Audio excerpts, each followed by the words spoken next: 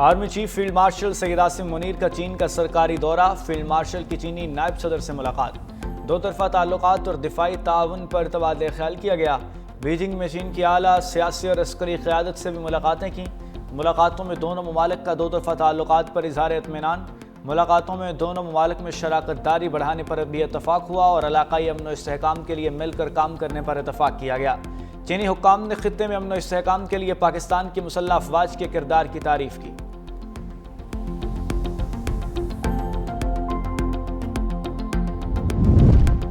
نائب وزیر اعظم Ishaq Dar new York سے واشنگٹن پہنچ گئے۔ دفتر خارجہ کے مطابق امریکہ پہنچنے پر پاکستانی سفیر رضوان سعید شیخ اور سفارت خانے کے اعلیٰ حکام نے نائب وزیر اعظم کا استقبال کیا۔ اسحاق ڈار آج امریکی ہم منصب مارکو روبیو سے ملاقات کریں گے۔ ملاقات میں پاک امریکہ دو طرفہ تعلقات، تجارت، سرمایہ کاری اور اقتصادی تعاون پر بات چیت ہوگی۔ نائب وزیر اعظم آج معروف امریکی تھنک ٹینک سے بھی ملیں گے۔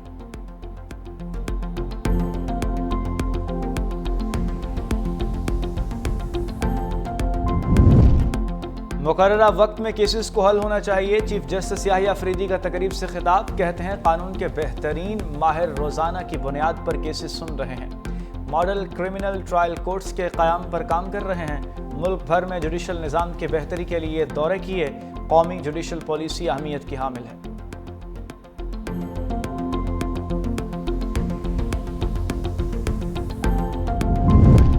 سوشل میڈیا کمپنیوں کو اے آئی کے ذریعے دہشت گرد مواد فوری ہٹانا ہوگا۔ وزیر مملکت داخلہ طلال چودھری کی میڈیا سے گفتگو، کہتے ہیں دہشت گردی کے خلاف دیواریں بنا رہے ہیں، آزادی اظہار رائے کو خاموش نہیں کر رہے۔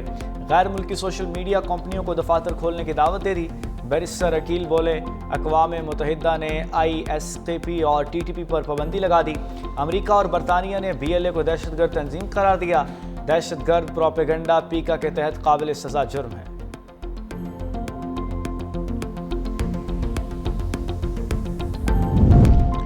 تحریک انصاف سیاست میں انتشار پسند نہیں کرتی، پارٹی میں تشدد کی کوئی جگہ نہیں۔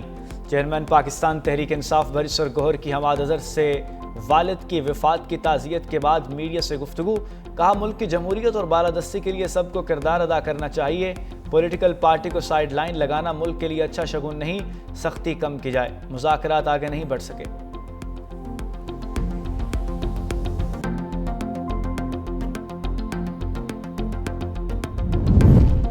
ویسٹ انڈیز کے خلاف ون ڈے اور ٹی20 انٹرنیشنل سیریز پاکستان اسکواڈ کا اعلان کر دیا گیا۔ محمد رضوان ون ڈے انٹرنیشنل میں کپتان برقرار، شاہین شاہ افریدی اور Babar Azam one day squad میں شامل۔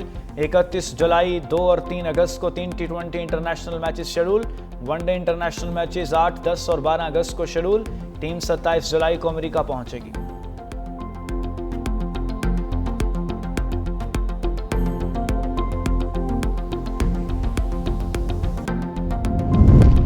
کوہستان میگا سکینڈل، ٹھیکیدار ایوب کی 1 ارب 45 کروڑ روپے کی پلی بارگین درخواست منظور۔ ملزم کی درخواست 2-3 دن میں احتساب عدالت میں پیش کی جائے گی۔ نیب ذرائع کے مطابق ملزم کی 3 ارب 45 کروڑ کی بینک ٹرانزیکشن اسلام آباد، ایبٹ آباد، منصہرہ میں بھاری مالیت کی پراپرٹی ہے۔ ملزم کے تمام اثاثے منجمد کر کے نیلام کیے جائیں گے۔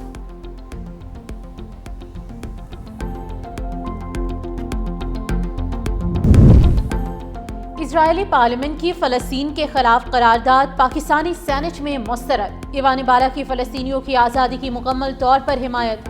پیپلز پارٹی کے سینیٹر پلوشہ خان کا کہنا تھا کہ اسرائیل مغرب کی ناجائز ریاست ہے۔ سینٹ نے فلسطینیوں کے حق میں قرارداد متفقہ طور پر منظور کر لی۔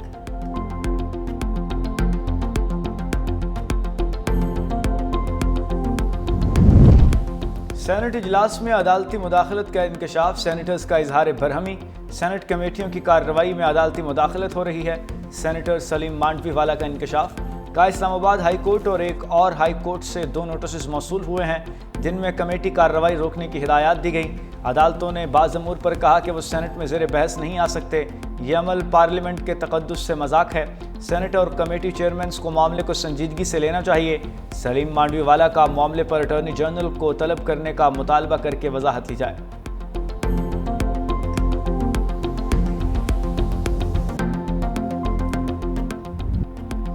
گلگت بلتستان میں سیلابی ریلوں سے تباہ کاریاں جاری، صوبے بھر میں 9 افراد جاں بحق، 2 خواتین اور 2 بچے بھی شامل۔ درجن سے زائد افراد زخمی، 10 سے 12 افراد تاحال لاپتہ۔ ترجمان صوبائی حکومت کے مطابق 500 سے زائد گھر، 27 پل اور 22 گاڑیاں سیلاب کی نظر، 12 کلومیٹر سے زائد سڑکیں تباہ، ہزاروں فٹ عمارتی لکڑی اور درجنوں مویشی خانے پانی میں بہہ گئے۔ ضلع دیامر سب سے زیادہ متاثر، امدادی سرگرمیاں جاری، پاک فوج اور جی بی اسکاؤٹس کا بھرپور ریسکیو آپریشن، 300 سے زائد سیاحوں اور مسافروں کو بچا لیا گیا۔ لاپتہ افراد کی تلاش کے لیے سرچ آپریشن جاری، مگر مسلسل لینڈ سلائیڈنگ اور پانی کے بہاؤ سے امدادی کاموں میں مشکلات۔ بجلی اور پانی کی بحالی کا کام شروع۔ ترجمان گلگت بلتستان حکومت کا کہنا ہے کہ صوبائی حکومت متاثرین سیلاب کو تنہا نہیں چھوڑے گی، ہر ممکن مدد کرے گی۔ ادھر سانحہ چلاس میں جام بھگ عبدالہادی کی نماز جنازہ ادا۔ پنجاب کے مختلف شہروں میں بارش، پنجاب کے دریاؤں اور ندی نالوں میں طغیانی کا خطرہ۔ کبیر والا کے مقام پر دریائے راوی میں پانی کی سطح میں مسلسل اضافہ، متعدد بستیاں زیرآب آ گئیں، فصلیں تباہ، کسانوں کی جمع پونجی پانی میں بہہ گئی۔ متاثرہ افراد کی بڑی تعداد نقل مکانی کرنے پر مجبور۔ عارف والا میں چوک مرلے کے قریب روڈ پر 3 فٹ برساتی پانی جمع، بارشی پانی گاڑیوں میں داخل۔ رجحان کے مقام پر دریائے سندھ میں پانی کی سطح بلند، نشیبی علاقے زیرآب، مونگی اور تل کی فصلیں تباہ۔ لاہور، سیالکوٹ، فیصل آباد اور گجرانوالہ میں اربن فلڈنگ کا خدشہ۔ تیز بارشوں سے ملکی دریاؤں اور آبی ذخائر میں پانی ریکارڈ میں اضافہ۔ 4 روز میں 3 بڑے ڈیمز میں پانی کے ذخیرے میں 2,72,000 ایکڑ فٹ تک اضافہ ہو گیا۔ تربیلا، منگلا اور چشمہ ڈیم میں مجموعی طور پر پانی کا ذخیرہ 85,59,000 ایکڑ فٹ ہو گیا۔ بلوچستان کے ضلع دکھی میں ندی میں نہاتے ہوئے 4 بہنیں ڈوب گئی۔ لیوز ذرائع کے مطابق علاقے کے لوگوں نے اپنی مدد آپ کے تحت 4 بہنوں کی لاشوں کو ندی سے نکالا۔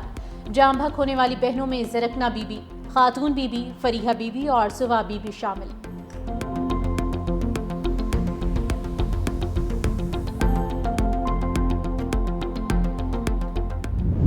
D G I S P R lieutenant general Ahmed Sharif Chaudhry کی لاہور میں مختلف مذاہب کے نمائندوں اور نوجوانوں سے ملاقات۔ آپریشن بنیاد مرصوص کو پاک افواج ہی نہیں پوری قوم کی کامیابی قرار دیا۔ کہتے ہیں وطن کے روشن مستقبل میں نوجوانوں کا کردار کلیدی ہے، قومی یکجہتی دشمن کے لیے ناکامی کی ضمانت ہے۔ پاکستان ایک پرامن اور ترقی پسند ملک ہے، بین المذاہب ہم آہنگی ہماری قومی طاقت کی بنیاد ہے، قوم دشمن کے خلاف ہمیشہ سیسا پلائی دیوار بنی ہے۔ راولپنڈی بڑی تباہی سے بچ گیا، سی ٹی ڈی اور حساس اداروں کی مشترکہ کارروائی۔ فتنہ الخوارج کا انتہائی خطرناک دہشت گرد موسیٰ گرفتار۔ ترجمان کے مطابق دہشت گرد کے قبضے سے بھاری مقدار میں بارودی مواد، hand grenade, fuse fire detonators, اسلحہ اور گولیاں برآمد۔ دہشت گرد افغانستان میں تربیت حاصل کر چکا، فتنہ الخوارج کے اہم کمانڈر کے ساتھ رابطے میں تھا، حساس مقامات کی ریکی مکمل کر چکا تھا۔ چند روز پہلے ویڈیوز بنا کر سوشل میڈیا پر وائرل کی۔ دہشت گرد کے خلاف مقدمہ بھی درج۔